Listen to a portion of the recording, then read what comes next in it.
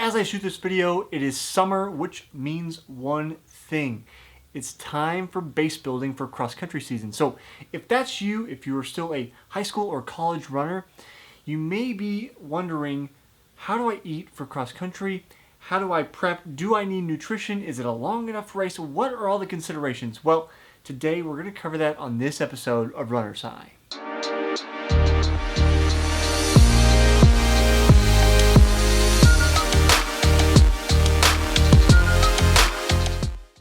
If you haven't been with me here before, I'm Jesse Funk, the founder of Soulpre.com and the host of this show, Runner's High, where we talk about everything running and endurance related. Now, if you aren't a high school runner or a college runner and you're not getting ready for cross-country season, you can still stick around because a lot of the things we're going to talk about today have to do with eating strategies, hydration, all the things around getting ready to race.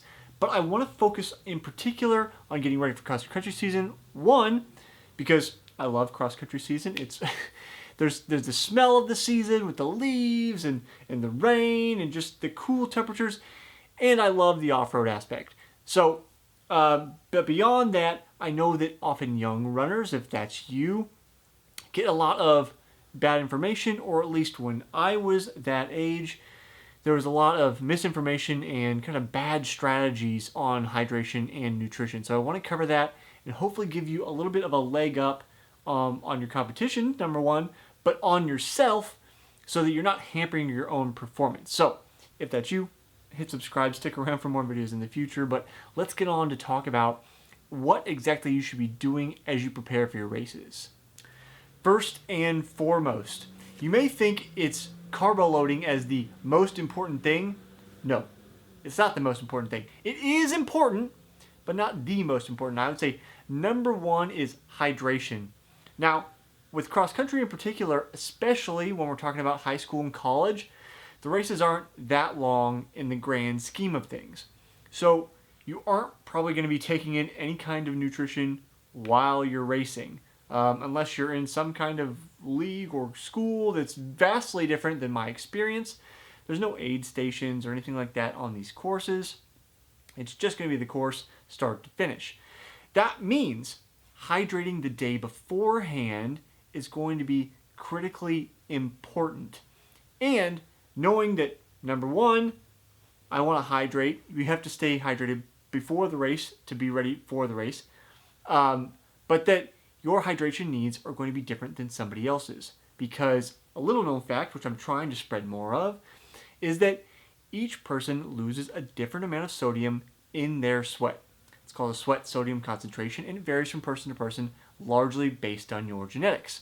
That's why we at Soulpre developed this series of sports drinks called Sync that deals with your particular genetic needs. There's varying levels of electrolytes for different people. So we have a short quiz you can take after this video or whatever. Down in the link description below, you can click on a link, head over and take the quiz, and we'll help sort you out and get you set up with the correct level of electrolytes. But the thing is, you need hydration, number one, because one, it is important in muscle function. So if you're dehydrated, your muscles are not going to function at full power, which means you slow yourself down. That's obviously bad.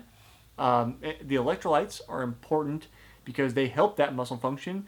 They play a role in the communication between your brain and your muscles. Again, very important if you want to go fast. But beyond that, and this is probably the most critically important part of being hydrated the day before a critical race, is that sweat helps cool you down. It's what makes us the best endurance athletes on the planet, or at least on land. Our ability to cool down, our ability to sweat is what makes us better than other animals on land as endurance athletes. So when you reduce that ability, when you make your water reserves not as topped up as they should be, then you are hampering your ability both through muscle function and through critically being able to cool yourself down. So let's get on to the next part of nutrition and getting ready for a cross-country race. Now this next part is kind of the big crux of why I wanted to make this video. Because when I started out in high school, there was a tendency to not really eat much of anything before a race. This is where race timing and eating is kind of crucial. If you're new to the sport and you've worked very, very hard at a workout, maybe doing track work or doing drills or whatever it is, if you're doing some kind of speed work, you or somebody you know has probably thrown up. I know that I definitely have times where I recall grossly, I'm sorry to describe this, tater tots coming out of my nose as I threw up at the end of a track workout. It was a little bit a mark of pride, being like, oh, I worked so hard. But obviously you don't want that to happen during the middle of a race. So this is where, again, timing and nutrition come into play as to when your race is. Now, if you're in high school, many of these races are going to be after school during the week. Sometimes you'll get a weekend race, but during cross-country season and track season is even tougher. That timing is critical. So if you're having lunch, your body's going to digest roughly, let's say 300 calories an hour while you're working out.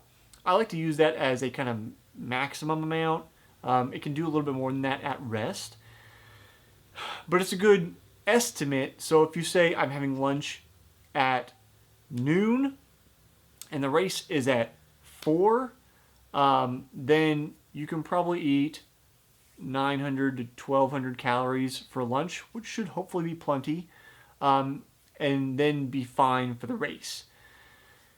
That being said, you don't really want to focus on like huge amounts of protein or really fatty foods, because those things are going to take longer to digest. So you want to focus on easier to digest things like carbs, which could be fruit, vegetables, some higher glycemic index carb sources, which might be like, say, if you're having a burger for lunch, maybe not the best choice, but those tater tots I mentioned, starchy, it kind of fits in. A bun, breads, cookies, those kind of things.